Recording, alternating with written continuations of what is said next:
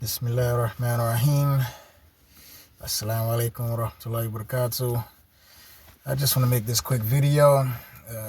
We are at the final day of Ramadan, depending on where you're at in the world. I'm here in Philadelphia. We'll be celebrating Eid tomorrow. Some Muslims are celebrating Eid today. Once again, that's depending on the side of the moon, but I want to get straight into it. For some Muslims, this Ramadan, we just got to accept the fact that, unfortunately, it may not be a change. Some Muslims fast at Ramadan and will go right back to the way they were prior to it. There are some Muslims who, prior to Ramadan this year, weren't living as a Muslim is supposed to live. And inshallah, this is the turning point for them so that they can get back into the religion, and inshallah, they won't veer off the path. Then there are other Muslims who never really faltered to begin with, and those Muslims, it's kind of like for Ramadan, for many Muslims, it's not that they need to get better, they just sharpen their ibadah, for lack of a better word. I guess the best example to explain that would be, it's like if you already have a skill, but what you have to do with said skill now is maintain it. Okay, so you've already established, for example, me being a striking coach, me being a fighting coach, you teach people how to do certain maneuvers, okay? Let's talk about the jab, for example. In order for you to maintain a jab, you have to first establish how to throw a jab. So once you establish how to throw the jab, then once you got those mechanics that make up the jab, then from there, you just basically continue practicing the jab over and over again. For some Muslims, learning how to throw a jab is basically like, returning back to the roots of the religion. Okay? They return back to the roots of the religion. They relearn what they may have lost regarding how to practice the religion, and then moving forward, once Ramadan is over, they hold firm to that. And inshallah, they also increase in their knowledge of the religion. Then you have Muslims who have already been entrenched in the religion for a very long time, and Ramadan essentially sharpens them. Okay, it's eventually, like they already had, it's like the jab analogy, they already established that they have a jab, now they're just sharpening the jab. It reminds you of a quote from Miyamoto Musashi, where he says 1,000 days to, I'm paraphrasing, 1,000 days to learn the technique and 10,000 to sharpen the technique.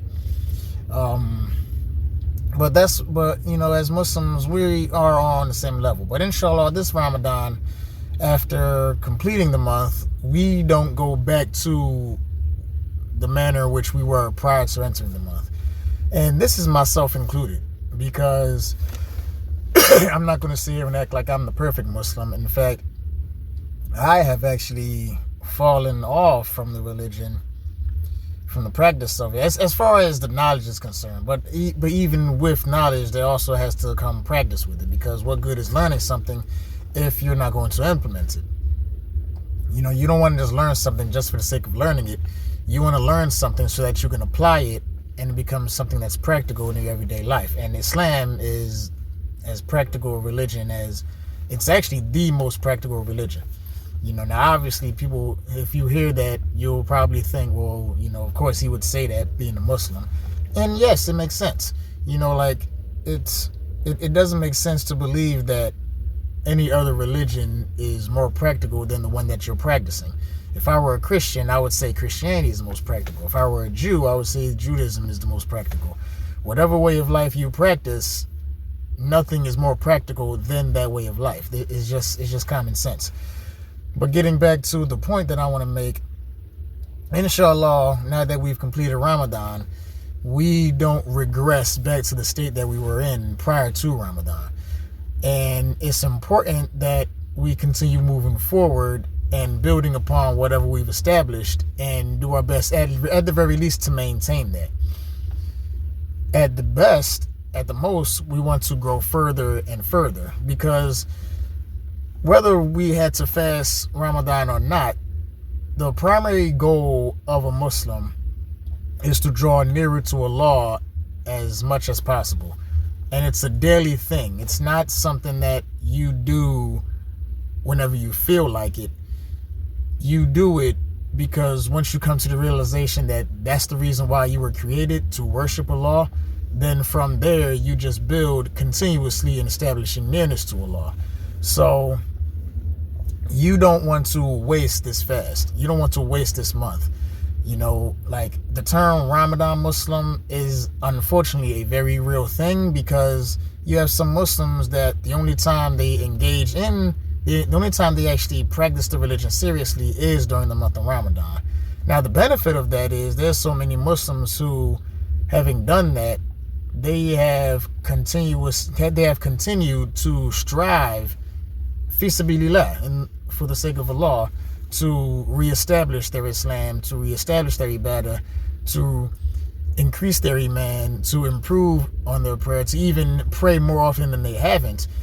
And alhamdulillah, it's a good thing, because it all goes back to learning about Allah. Like, I've actually just finished today watching Umar Suleiman's series on the 99 names of Allah, and the last video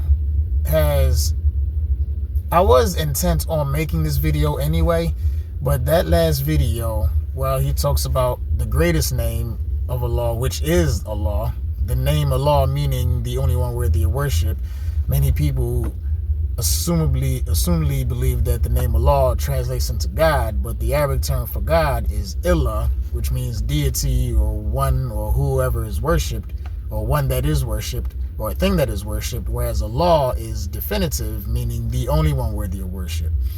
And before I go back and end this video, I just want to make this quick point, because when it comes to reading, the best way to understand what you're reading is to, if you come across a word that you don't understand the definition of, you should stop what you're doing, stop what you're reading, look up that word, take the definition of the word, and replace it with the word in what you're reading, and you will get a better understanding of the word. And the reason why I say that is because when we Muslims say Allah, whenever we say Allah, we are talking about the only one worthy of worship, which goes along with the Shahada, La ilaha illallah, there is no God but Allah, or more correctly, Ashhadu an la ilaha illallah, there is no one worthy of worship but Allah. And the name Allah translates into meaning the only one worthy of worship. So with all that being said, inshallah, for everyone, to all the Muslims watching this video, and even if any non-Muslims that's watching this video who gain any benefit from it, then alhamdulillah, that's all for Allah. But to the Muslims in particular, hold firm to the religion as much as possible. You don't have to necessarily be what anyone says you have to be. You just know that you need to be how a Muslim is supposed to be. Okay, so inshallah, we don't revert back to the way we were.